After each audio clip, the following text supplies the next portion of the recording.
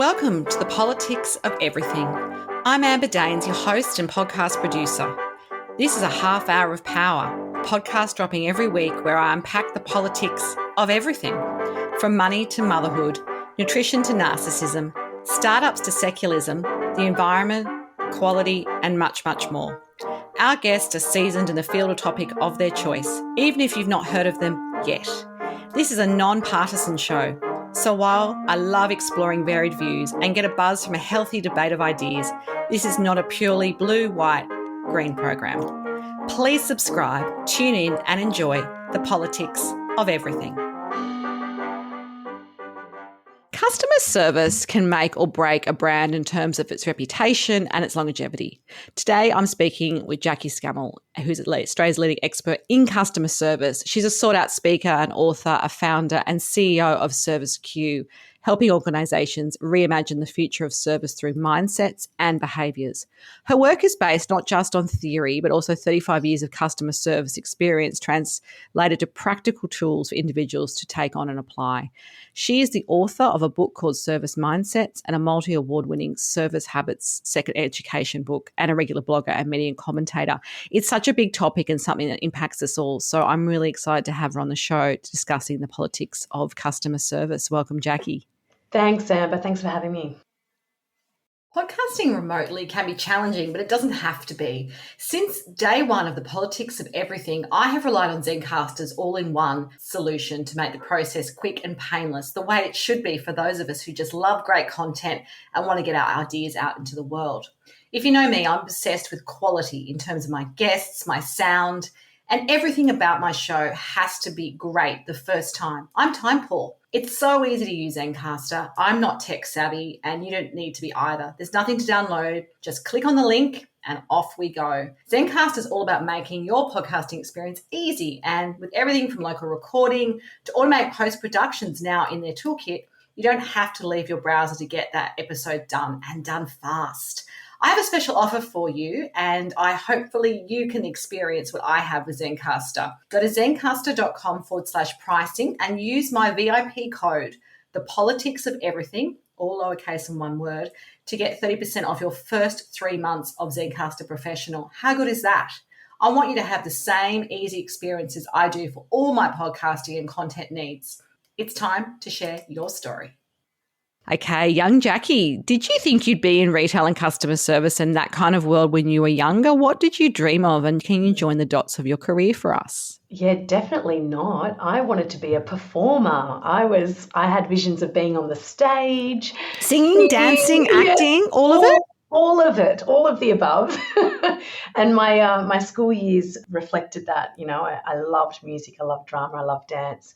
But something grabbed my attention as a young teenager, sort of casually working at the local McDonald's up on the mid-north coast in New South Wales, Port Macquarie, for the Australian listeners. And I sort of got swept up into the world of work and service and teams and crazy humans coming to order their cheeseburgers and Big Macs, and just I got fascinated with human behaviour. So, and how old were you at this time? 14 years and 9 months, yeah. So you got a job early. You're one of the people that made sure you got out there and did that. That's it. And the pivotal moment when I got accepted into university for performing arts at the end of year 12, the decision was to go to uni or to accept a full-time management role at McDonald's. And I chose the Macca's role. Well, I hear it's got a great reputation for building that idea of customer service, even if you know you don't want to eat Big Macs every day. So I can see how that would be really useful.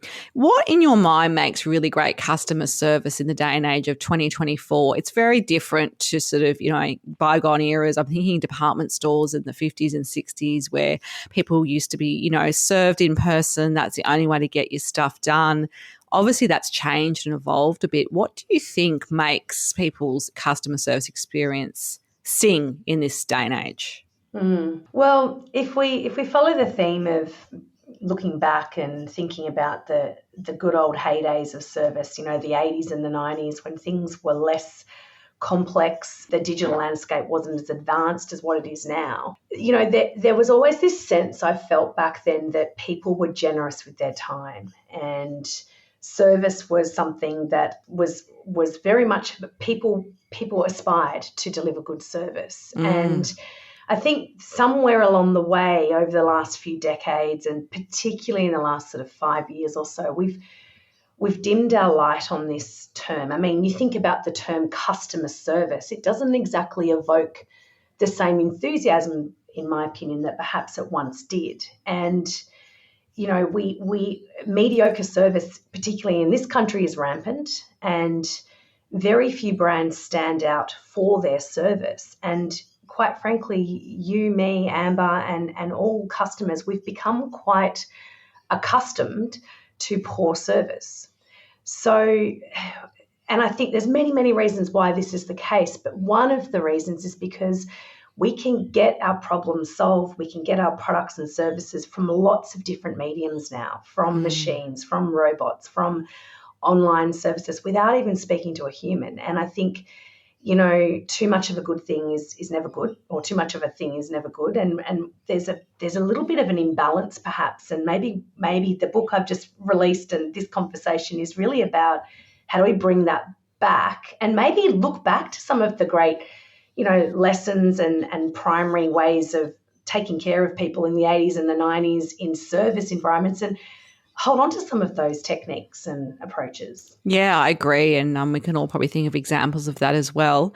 How can sort of that idea of human connection be made in customer service? I think when we're using what you've alluded to, some of those digital tools more and more, often you've got to, you know, even if you go on, say, an insurance company or you go in your bank, you know, it's the idea now that you've got a bot you can ask a basic question to. It can't do anything complicated. It can't personalise information. And they often then lead you to call a customer service line anyway in the end, because it's, you know, they can't deal with the nuance.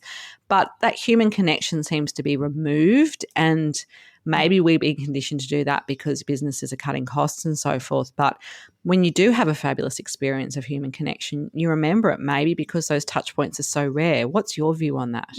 Yeah, you're spot on. Look, I think that there's a time when we want to be served by technology because we're looking for those efficiencies, like an ATM versus a human behind a bank teller. But there are times when we want connection, and we're seeking that human aspect. And so if we use a bank scenario, you know, sometimes there's a conversation that needs to be had with a human, or we're seeking some validation, or we want someone to hear our story because it's subjective or it's unique or different. And that can often be quite unconscious for us as customers too. We don't even realize it, but at the time we think, actually, I just need a human. I want to speak to a human about this. Particularly if it's something where you've kind of been doing, you know, hitting walls with that, or it's something really urgent and time sensitive, like you're going to miss a flight, or there's going to be some, you know, financial implication if you don't get to speak to someone. And I think sometimes it's really hard. Like I find there's not even customer service numbers on anywhere anymore. It's sort of like a bit of a rabbit hole. And then you do fill in the form and they go, we'll get back to you within 24 hours. Well, that's not what I want. Yeah. And I think often it's the ordinary interactions of the day, like, you know, speaking with someone about something maybe mundane for the employee, like a bill inquiry or missing a flight, or something that is quite ordinary for the employee, but for the customer, that might have been a really significant moment. And there's often emotion and meaning behind these ordinary interactions. Like I tried to ring a telco company a few weeks ago. I'm the power of attorney for my mum, and I help her out a lot because she's got some cognitive challenges. And I just wanted to speak to a human being because this is an emotional topic for me, and I couldn't get past step one, to your point, Amber, because there was no phone number and my situation required all sorts of things, two-factor authentication. It was going to her phone, not mine. Like, it was a disaster. But I just wanted a human being to listen to my story and to help me. And absolutely, I'm sure we can all relate to those scenarios. Absolutely. And I also think sometimes customer service, you know, there's the coal-faced people, the people that might be, as you say, that, you know, the bank teller or the person you get on the phone that's at the help desk. depending on what sort of provider it is. But the worst of customer service often comes down to leadership as well as the culture. And I think because I work in the crisis and reputational comm space, there's some great and terrible examples all at once of, during the Optus crisis a couple of years ago, the CEO, some of her stuff was quite evasive. They couldn't get through. No one was contacting their customers about quite life and death situations. The Woolworths CEO recently did some media interviews where he literally walked out of a major TV interview when he was being asked questions that related to customers and price and things that really matter when that is his business.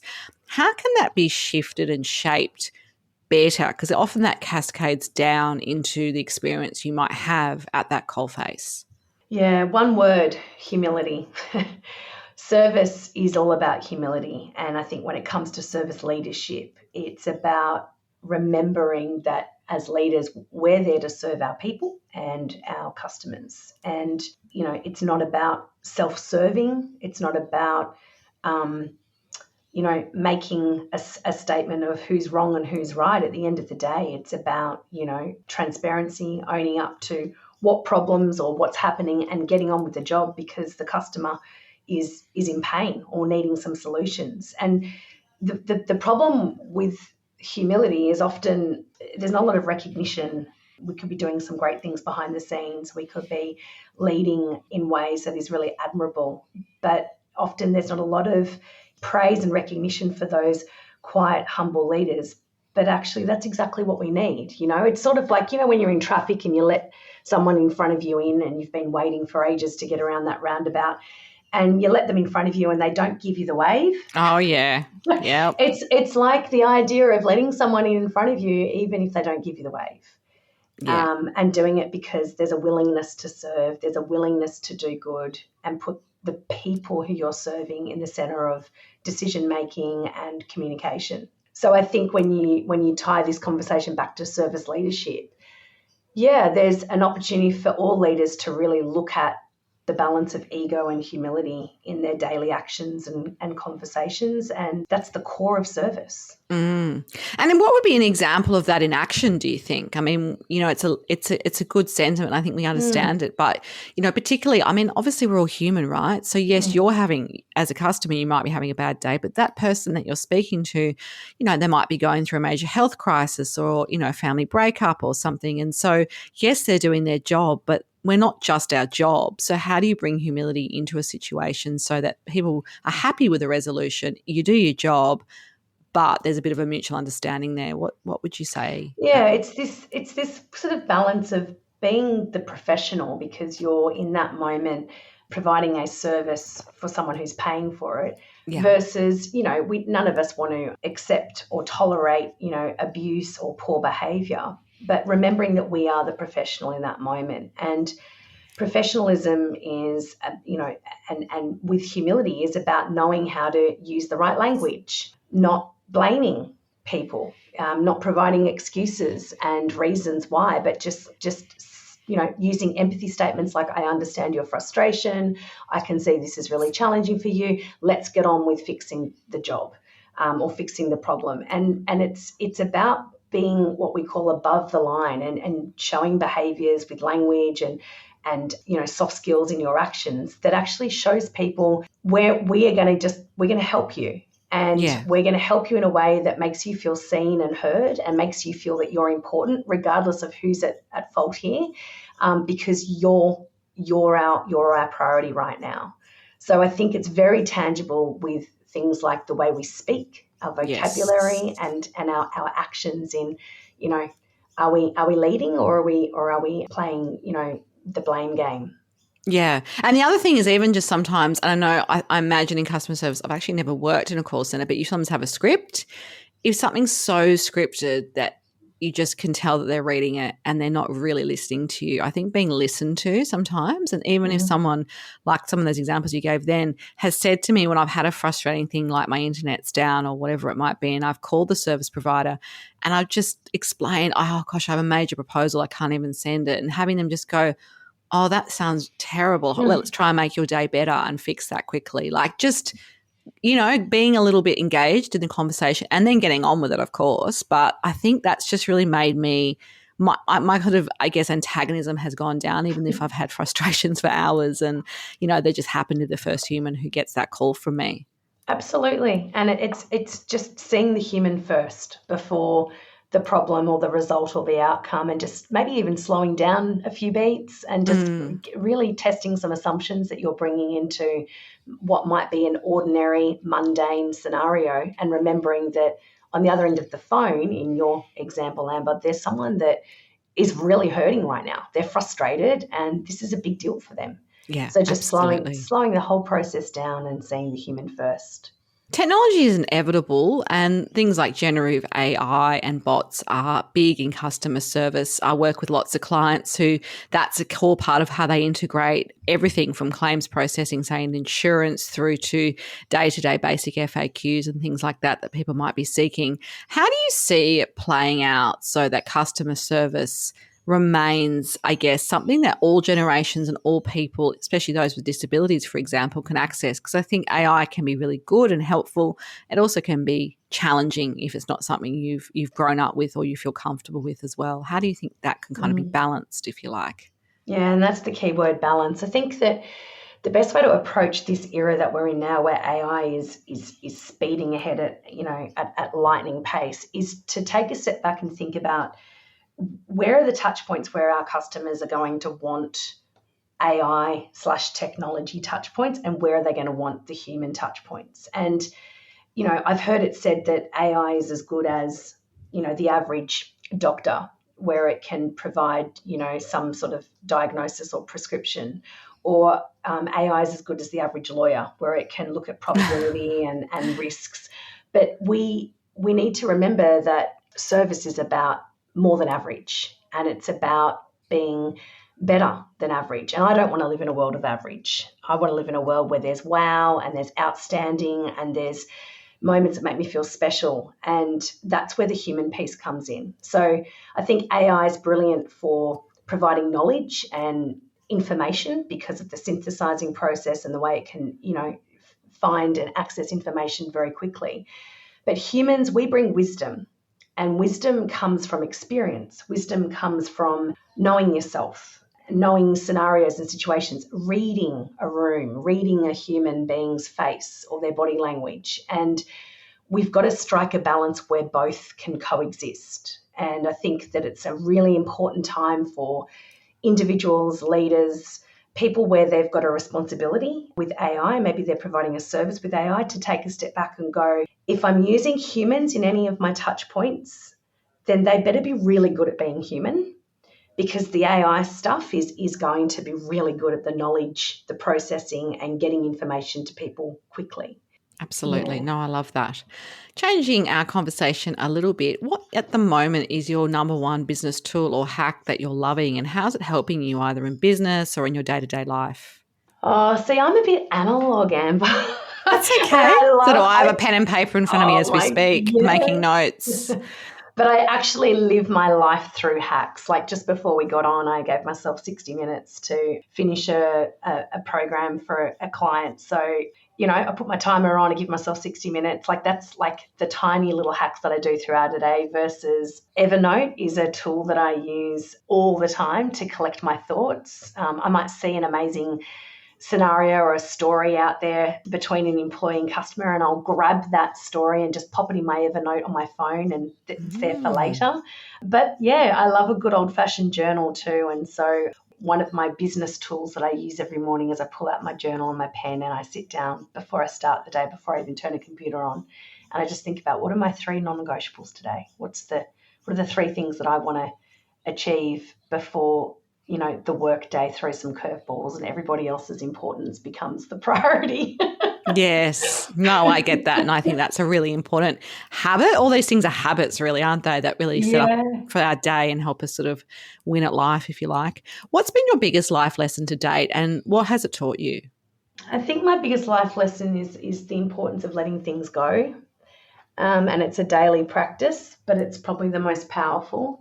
And I say this because it's energy management closely connected to, moving on with things and seeing failure or problems as growth opportunities and learning opportunities. So I'm an entrepreneur, I own my own business, but before that I was in the corporate world, and there were many times in a week where I would stuff up or get something wrong, or, feel silly or embarrassed because I said something or did something. And that over time, if not managed well, and if I haven't got the ability to sort of let that go and be compassionate towards myself, then it can create a lot of angst and stress within me.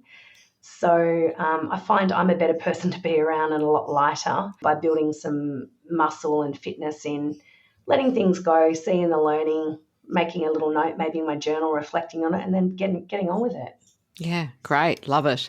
How do you find your own version of success these days? These days is the key point to that question, because I would have defined it very differently 4 or 5 years ago. I think, I used to have a very strong external reference where I would look outwardly and compare myself to others, so compare my business to others, and that would be my sort of compass for success. But these days, I think I've got a much stronger inner reference. And for me, the way I would define success is I've got various categories of life, if you like, that I look at. My health, my wealth, not just financial wealth, but, how I feel, my joy. I look at my relationships, my career, my work, the work that I'm doing now with what we're discussing. And I just weigh up a little bit of a scorecard every now and then and go, how am I feeling about this? What evidence have I got of it? And just keep reflecting constantly.